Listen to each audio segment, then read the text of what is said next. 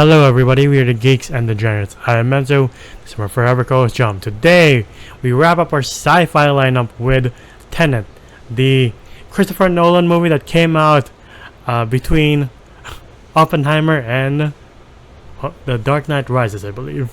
So Yeah. So Christopher Nolan doesn't disappear into obscurity.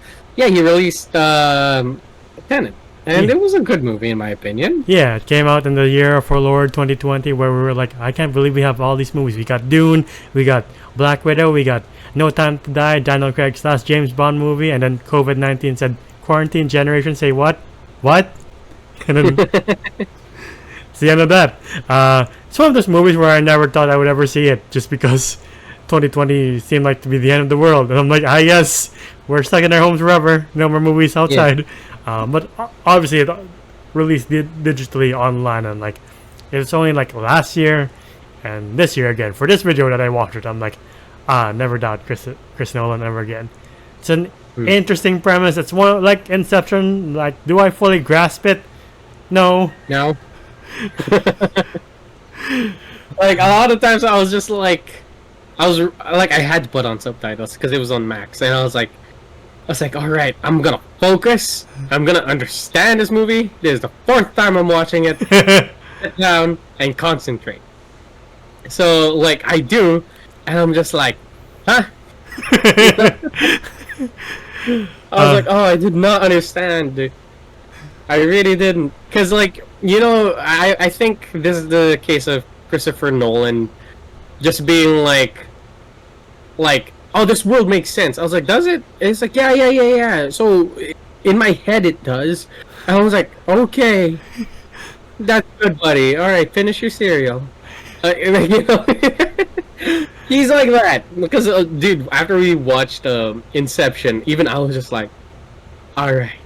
I'm gonna sit down and focus and try to understand. Nope. As long as it makes sense, and Christopher Nolan said, yay, you know? Exactly. So yeah, this movie stars John David Washington, Robert Pattinson, Elizabeth Debicki, a surprise Aaron Taylor Johnson, and Kenneth Branagh as this cartoonish Russian bad guy. I'm not gonna lie, I think he's the weakest part of this movie. But before we get to him, I do like the setup, even though I don't 100% get it. All I know is that there's a world where things move forward in time. There's another world that moves backward in time. From our eyes, the things that go backward in time goes backwards in real life. We're like, how do you do that? How do you drop the bullet before dropping it? Why does it go back to your hand? Why does the bullet go back to the gun when you fire it? All these questions. The French lady from Harry Potter is like, you have to have fired the gun before it can go back to the chamber. I'm like, what? Can you say that again? Yeah. So I was like, do you want me to pull the trigger now? Or do I act like I'm pulling the trigger? So they're kind of asking you to just replicate you pulling the trigger. So you're going like this instead of like this. You're going like that. Yeah, I was like, is it a mind thing?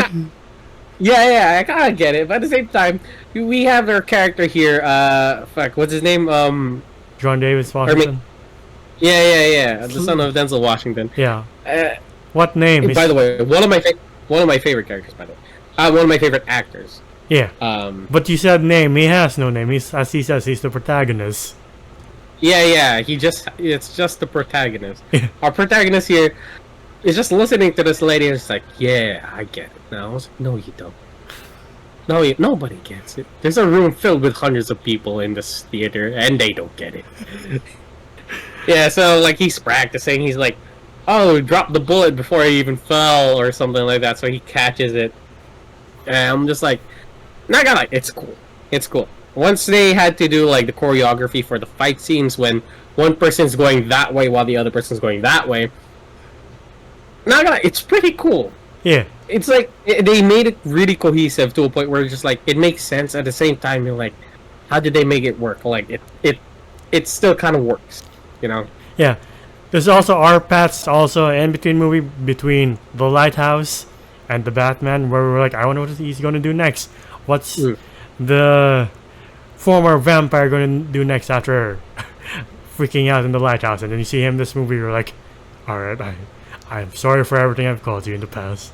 Arpats. Yeah, yeah. Like the dude's an amazing actor. He's amazing here. Like, not a lot of dialogue, but at the same time, it's just like the dude carries. Oh, there is a bunch of dialogue, but like it does Yeah. carry. And I love the chemistry between him and the protagonist here. Yeah. You also meet Kat, and John David Washington has to do a deal with Kat's husband, Sator, played by Kenneth Branagh, this Russian arms dealer, because he's the one manufacturing these reverse bullets. And like, he's not the best dude. Like, I say he's one of the things that bring this movie down, because Kenneth Branagh's accent is just like cartoonishly bad. He's like, Russian, yeah. Yes, I am Russian. I invent backwards bullets, and you're like, what fucking accent is that? Aren't you classically Right. trained? What happened to you? I love Kenneth Branagh though. I love it when he's Detective Poirot. He does a really good French accent. I think maybe. Alright, I don't know. I'm not French, so I have to ask people who I know who are French, which is one person. If he doesn't do a good job, we also get the rare collaboration between Christopher Nolan and Michael Caine, because Michael Caine is here to set up the deal, and I'm like, it's a shame you don't really collaborate with Christopher Nolan, unless it's Batman or other movies, because apparently Michael Caine is Christopher Nolan's favorite senior actor to work with, British actor to work with. Wasn't he also in Inception? No, that's the one where he wasn't there. He was in Interstellar. He was in The Prestige. Yeah. That's about it. But yeah, they had to set up, and you learn from Kat that Sator is not the best man, and like through his actions, you're like, yeah, he's definitely not the greatest guy. Like, he's a piece of shit. Like, he suspects John, the protagonist, to be sleeping with his wife, and like he invites him to dinner, and he just is like, oh, how's your night? He's like, skip the formalities. Are you sleeping with my wife? If you answer me this honestly, I will shove your balls down your throat. It is very satisfying. You're like, oh, damn, sure. Jesus. Yeah.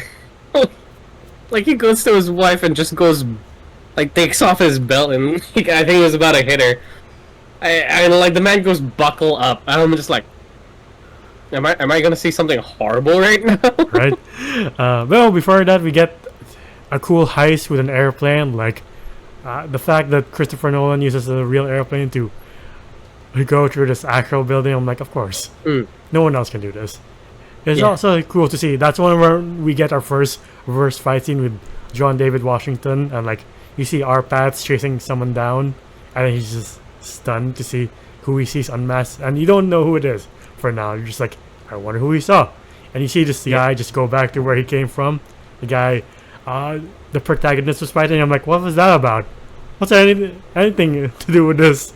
So the entire time you're just confused. And I'm like, why are they moving weird? Why is everything just like topsy-turvy? I'm like, oh well, just watch and just, you're just here for the vibe. They'll explain the science as best they can, but like, you're just here for the vibe. It's fine.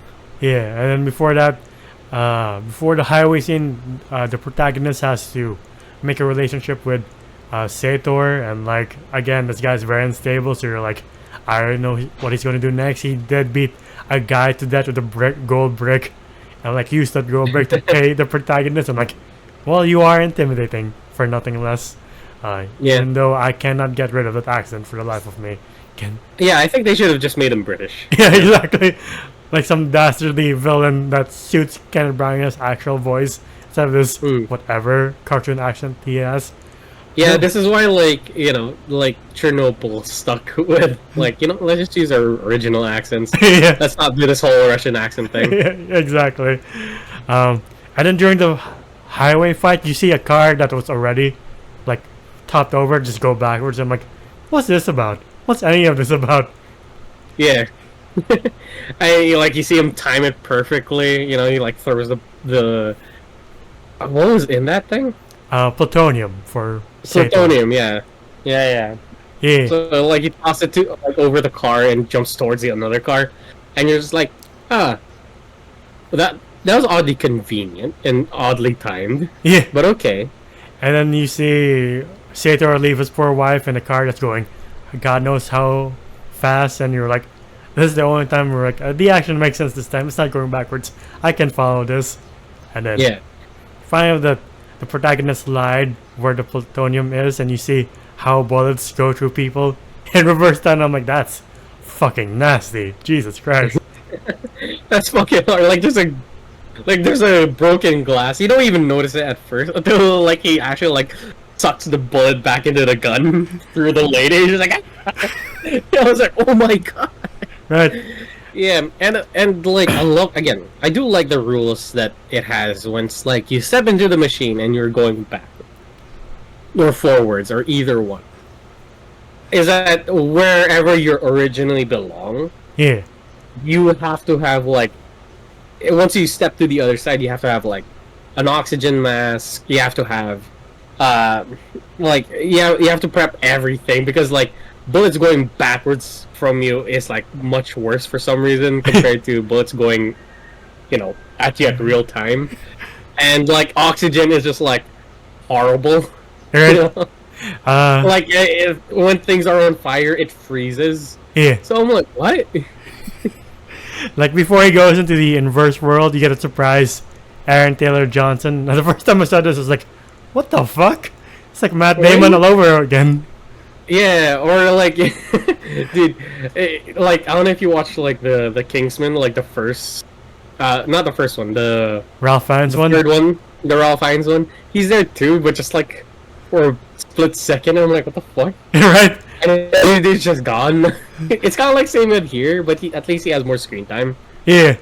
I'm like, I guess you're the Matt Damon of this movie, sure. And then they go through it because Kat has been shot, and apparently inverse bullets can only be healed in the inverse universe. But I'm like, what about the insides of her? What about the insides? That doesn't make sense. Yeah, I don't know. I really don't. Anyway, we just stick with it. Yeah. But then, like, we get to this point where, yeah, they find the pieces to... I don't know why, but they just had a really... They were like, oh, look at this device thing. Motherfucker, that's a crankshaft from a car. Oh. Like that, like they click together. I was like, that's a straight up crankshaft, but okay. It's for anyone who doesn't look inside of an engine all that much. Yeah, it's a very high tech device that they used to go back in time. Yeah, I do appreciate Nolan fully committing to this inverse universe. You see, like everything is backwards. Like birds tweet backwards, cows meow backwards.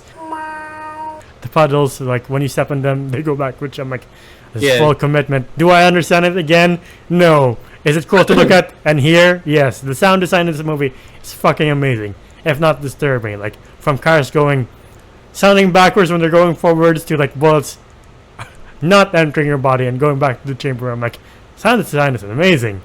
Again, do I fully comprehend? Absolutely not. Do I like watching this movie? Yeah. Yeah. Same here. And like, you find out that Sator has plutonium to end the world, and he also plans to unalive himself. Like, he got this whole thing from the creator of the inverse universe, who unalived herself to keep her secrets, but the plutonium's part of the secrets. And I'm like, I think I follow. Sure. I was lost at this point, but at the same time, I'm just like, cool. Let's see the really big, Star Wars-esque battle that like has people going backwards and forwards. Yeah. And they had this whole plan that if I was a soldier in that army, I've been like, what? Okay, I'll just follow whoever. Yeah. Yeah. The guy is like, I have a question. Trailer Jones is like, it's for me to know, for you not to know. He's like, okay.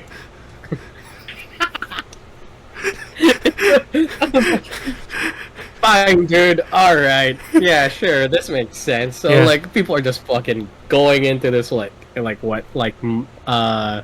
abandoned mine shaft. Yeah.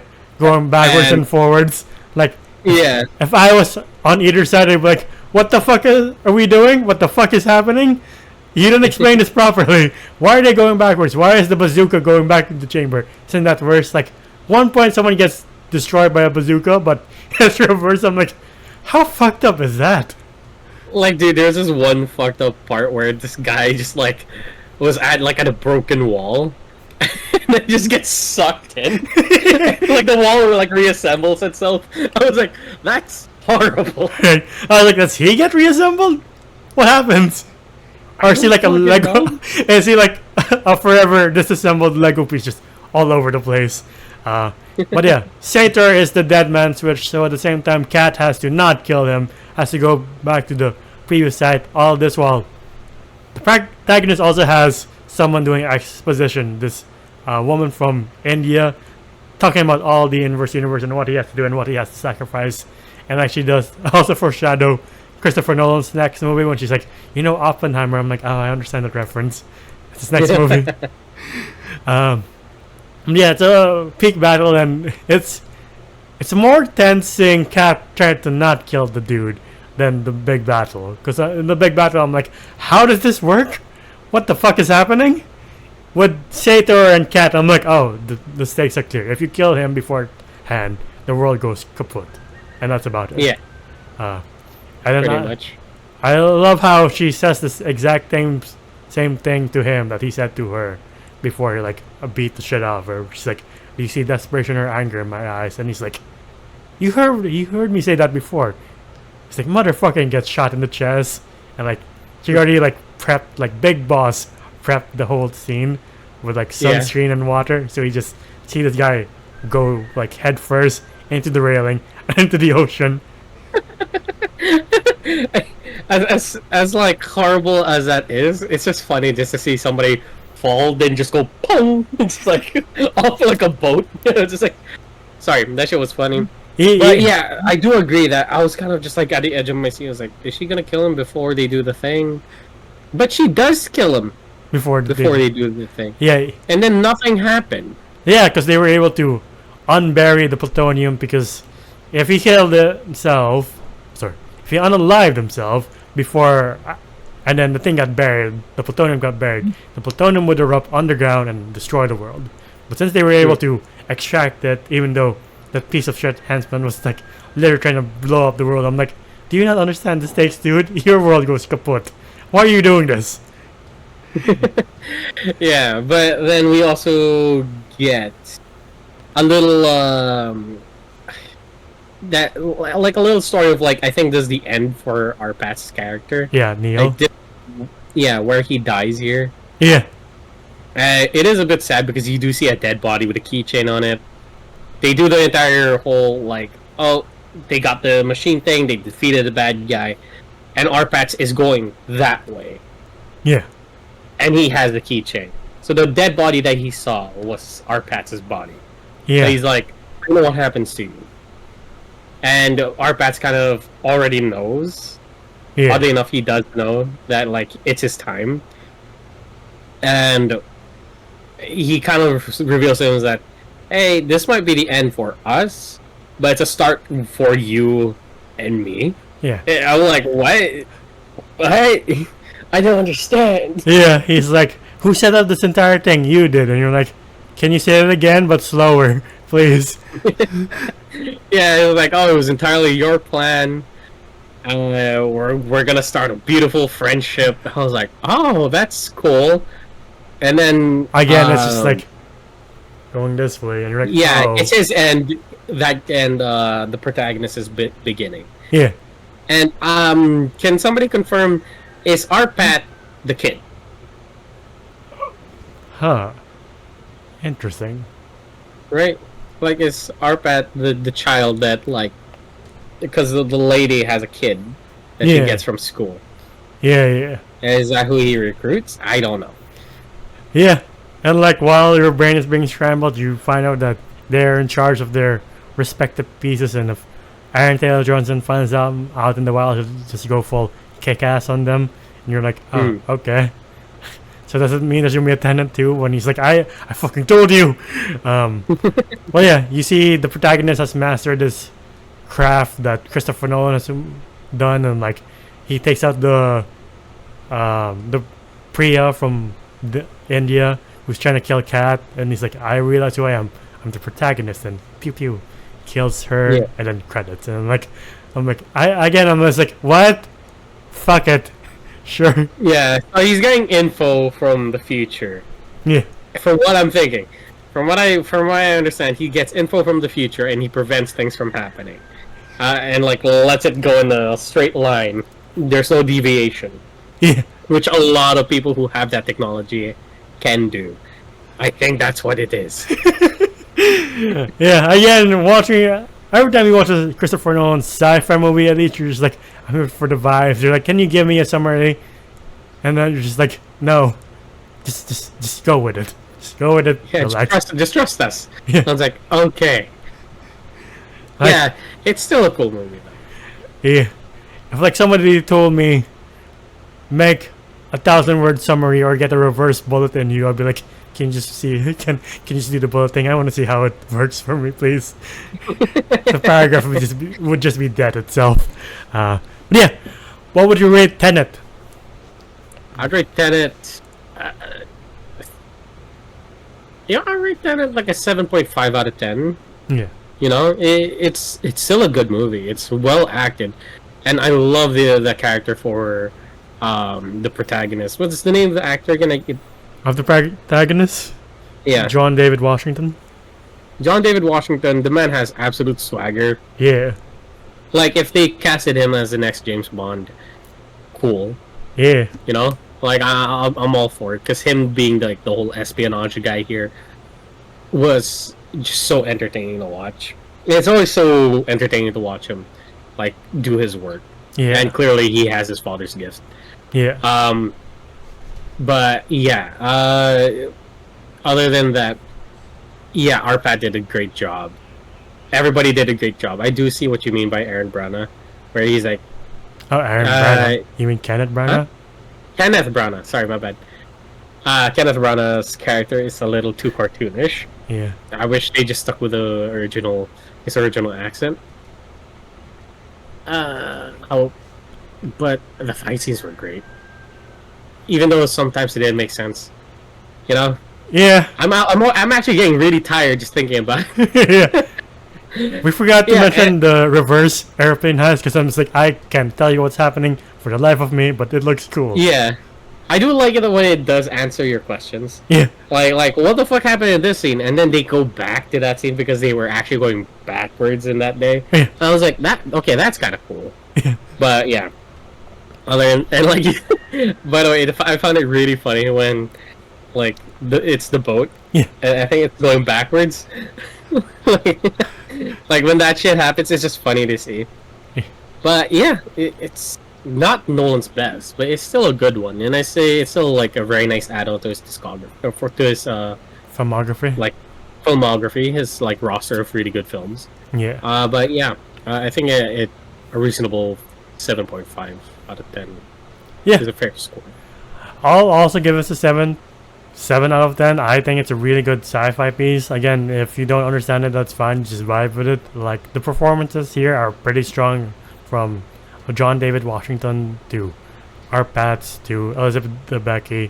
Aaron Taylor Johnson also, with the limited screen time he has. Like, the only weak one here is Kenneth Branagh as Sator. Like, at one point he kicks his wife and then he does an Arnold Schwarzenegger shout. I'm like, what the fuck is that supposed to be, dude? Again, I'm like, I thought you were classically trained. What part of classically trained is that?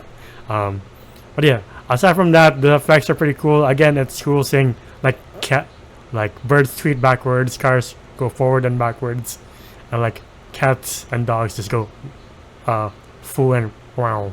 I'm like, commitment. I like that, Christopher Nolan.